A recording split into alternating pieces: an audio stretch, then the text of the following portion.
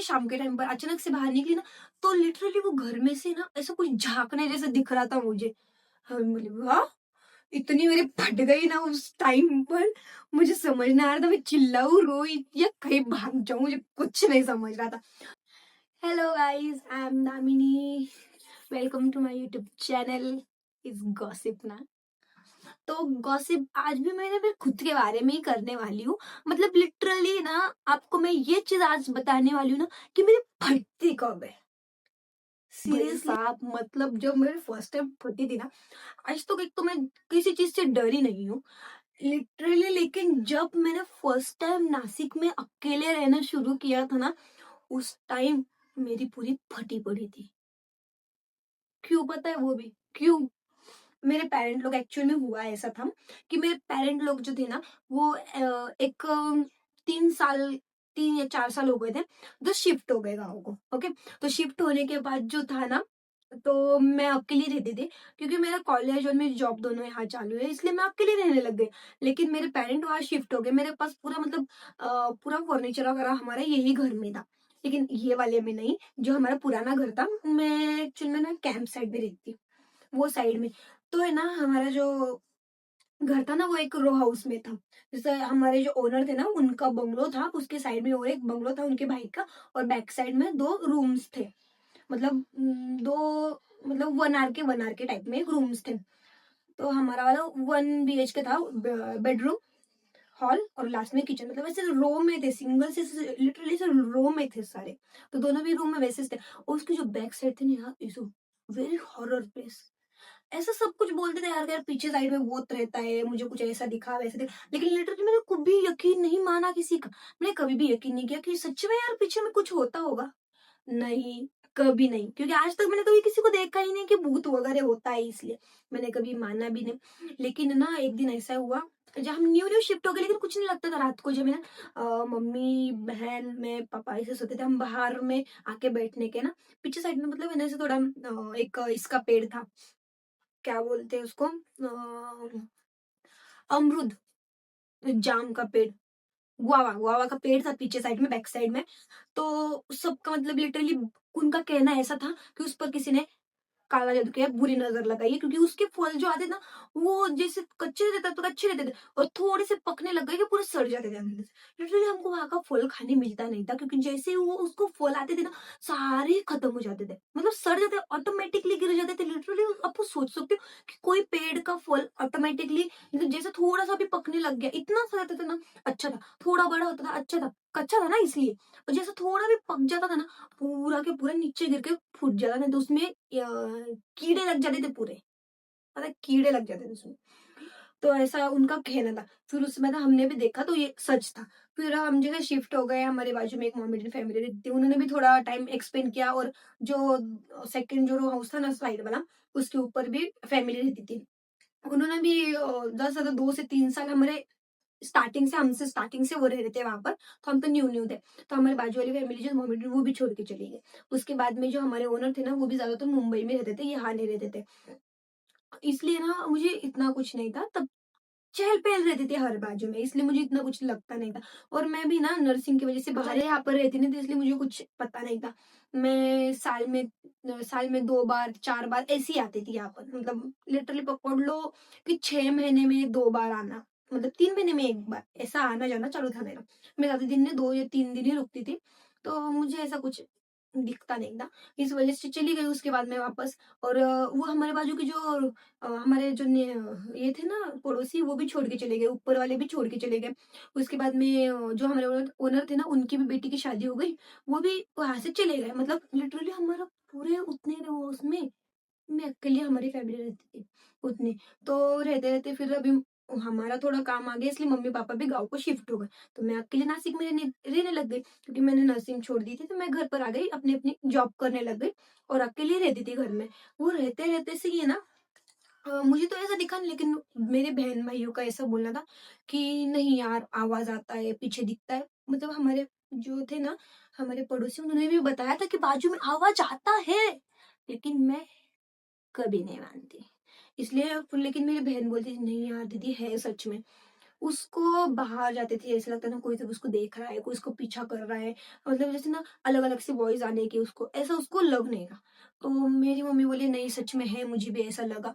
उसके बाद में ऐसा होते होते मैंने इतना सीरियसली मैंने छोड़ दिया, मम्मी वो शिफ्ट हो गए, मैं अकेले रहने लग गई। तो रहते से ना मुझे ऐसा कुछ दिखा तो नहीं, मेरे साथ में मेरी कैट रहती थी शोना, उसके गले में मैंने क्या किया था, घुंघरू बांध के रखा था, क्योंकि मैं अकेले रहने की आदत नहीं थी कभी। तो मैं क्या बोलती थी यार, इतना बोलते यार ये है वो है, तो आवाज ना आ जाए कहीं से, मुझे डर ना लग जाए, इसलिए मैं ना ऐसे घुंघरू वगैरह बांध के रखती थी उसके गले में। मेरे पैर में भी एंकलेट एंकलेट रहता था, हाथ में भी एक ब्रेसलेट घुंघरू का रहता था, मतलब वो जो छन छन आवाज आता है, मस्त आवाज आता है ना, वैसा रहता था घुंघरू। क्योंकि मैं ऐसा बोलना था, अगर बाजू का कहीं से कुछ आ गया आवाज वगैरह, तो साउंड अगर आ गया ना, तो मुझे ऐसा लगता था यार सीरियसली कि वो मेरा आवाज है, वो मेरा वॉइस है, वो मेरा हाथ का ब्रेसलेट, पैर का एंकलेट है, मेरी बिल्ली के गले में की चेन बजी है, इतना मुझे लगता था। इसलिए मैंने वो ऐसा कर कर, क्योंकि मेरी फटती थी, किसी को पता नहीं है, लेकिन मेरी सीरियसली बहुत ज्यादा फटती थी उस टाइम पर भी, सिर्फ बातें सुनी थी तो भी फटती थी। अभी उसके बाद घर के तो शिफ्ट हो गए और मैं अकेली रहने लगी, मैंने मेरी बिल्ली के गले में डाल दिया, मेरे पैर में मेरे हाथ में बांध तो लिया, लेकिन वो डर जाता नहीं था ना। और रात को फिर ना, एक तो दिन में भी सुबह सुबह निकल जाती थी, रात को लेट से आती थी, तो इतना कुछ लगता नहीं था। मैं क्या करने की, पीछे का दरवाजा लगा लिया, अंदर का दरवाजा लगा लिया, और सामने वाले जो हॉल है ना उसका दरवाजा लगा लिया, और बीच के रूम में ना चुपचाप से सोती थी, और तीनों भी रूम की लाइट में कभी बंद नहीं करती, हमेशा चालू रहती, सारे कर्टन लगा दी, खिड़की वगैरह सारे विंडोज बंद करके अकेले ब्लैंकेट में ऐसे छुप जाती थी। और है ना, वो कैसे बोलते हैं, डर लगता था, नींद नहीं आती, इसलिए क्या करेंगे, 1 शीप 2 शीप 3 शीप 4 शीप ऐसे गिनते गिनते गिनते गिनते सो जाने, इन्हें तो फिर गाने ऐसे वो बोलते हैं ना हनुमान चालीसा, वो लगा के ऐसे कान पर रखने का, हाँ, और सो जाने का। मैंने वैसा किया किया, पर मुझे ऐसा डर तो कोई भी लगा नहीं, लेकिन मेरी बहन बोलती थी ऐसा है वैसा है, इसलिए मुझे लगने लगे। लेकिन मैंने ये नोटिस नहीं किया ना, पीछे साइड में जो टूटा हुआ घर था मिट्टी का, इसलिए उसको डर लगता था। और मैंने ऐसे दिन ऐसे ही मतलब मुझे छुट्टी थी, इसलिए मैंने वीक ऑफ लिया था, तो मैं घर पर ही रुक गई, आराम किया दिन भर, मस्ती मजाक की, फोन में रील्स वगैरह ये वो किया। और उसके बाद मैं ऐसे ही शाम के टाइम पर अचानक से बाहर निकली ना, तो लिटरली वो घर में से ना ऐसा कुछ झांकने जैसे दिख रहा था मुझे। हाँ, मैं बोली वाह, इतनी मेरी फट गई ना उस टाइम पर, मुझे समझ नहीं आ रहा था मैं चिल्लाऊं रोई या कहीं भाग जाऊं, मुझे कुछ नहीं समझ रहा था। तो मैंने ये देखते देखते फिर क्या किया, ऐसे धीरे से फिर से झुक के देख लिया। तो यार आप ये शौक हो जाओगे, क्या था वहां पर, पता है क्या, वहां पर है ना एक सादी सी काली डस्टबिन बैग लटक रही थी उस घर में, खिड़की में खंडर में। मैंने बोला माँ की आंख, ये क्या था, इसने तो मेरी जान डायरेक्टली ऊपर डाल दी थी। भाई साहब मतलब इतना भी कैसे कोई रह सकता है, वो बच्चों का काम था, बच्चों ने ऊपर, वो घर में ना बच्चे वो हाइड एंड सीक खेलने के लिए जाते थे ना, तो उन्होंने बच्चों ने वो टांग के रख दिया, तो ऊपर से ऐसा, मतलब कोई अगर देखे तो उसको डर लग जाए। और लिटरली हम बाहर जाते थे ना, तो वो, और ये तो दिन में था, मैं दिन में डर गई, शाम के वक्त में थोड़ा सा बस बस मतलब मिनिमम थोड़ा सा अंधेरा था तब डर गई। और तो आप सोच सकते हो, नाइट के टाइम पर, रात के टाइम पर वो जब ऐसा सामने आता ना, तो क्या फटती होंगी यार इंसान की, मतलब जैसे हवा आती थी ना, जैसे एयर चलती थी ना, ऐसे वो हिलने का, यहाँ से वहां, यहाँ से वहां, यहाँ से वहां। तो मेरे तो जान डाले, वैसे हथेली में आके ऊपर फेंकने लग गई थी मैं, इतनी में डर गई, मुझे लगा भगवान ने आज मुझे बुला लिया ऊपर। लेकिन मैं बच गई, क्योंकि वो एक प्रैंक था, बच्चों ने डाल के रखा था थैली ऊपर से। भगवान मेरी इतनी फटी थी ना उस वक्त में, कि मतलब मुझे ना कुछ समझ नहीं आ रहा था मैंने क्या कर दिया। और मेरे मुझे तो मेरी मम्मी को फोन लगाने में हाथ से ऐसा हो रहा था पूरा। मैंने तो भी जोर से हाँ मम्मी को ऐसे देखा देखा देखा, जो भी नंबर मिला जल्दी फोन लगा के बात कि ऐसा ऐसा हुआ है भाई। लेकिन मम्मी बोले अरे मैं क्या कर सकती हूँ, मैं तो दूर हूँ। मैंने बोली अरे भगवान, मैंने वो बंद किया, जल्दी बाहर भाग गई। फिर थोड़ी देर बाद शांत हुआ, तब मैं आई अंदर। फिर अरे बोली यार क्या था ये, मतलब क्या था। मुझे जिस घर में हॉरर लग रहा था, वो ऐसा था हॉरर कि बच्चों ने प्रैंक किया था। भगवान, इतनी मुझे क्या ही बताऊं, इतना टेंशन में थी मैं, मुझे अभी भी वो सीन याद करके ना एम्बैरेसिंग लगता है कि यार एक पन्नी से डस्टबिन बैग से मैं डर गई। और तब से मैं डरना छोड़ दिया, तो आज तक मैं अकेले रहती हूँ तो कभी डरी नहीं है मैं। ओके, तो मुझे प्राउड है कि मैं अभी डरती नहीं हूँ। लेकिन तो भी मैं पैर में और हाथों में चुन-चुन बाँध के रखती हूँ क्योंकि बताना मत किसको, मुझे अभी भी डर लगता है।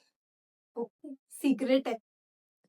यार, मुझे अभी भी ये किस्सा याद है। अगर आपके साथ भी ऐसा कुछ किस्सा हुआ है तो मुझे कमेंट में ज़रूर बताना। ओके, तो बाय-बाय। फटी पड़ी है, उसको सँभालना भी है। चलो बाय-बाय।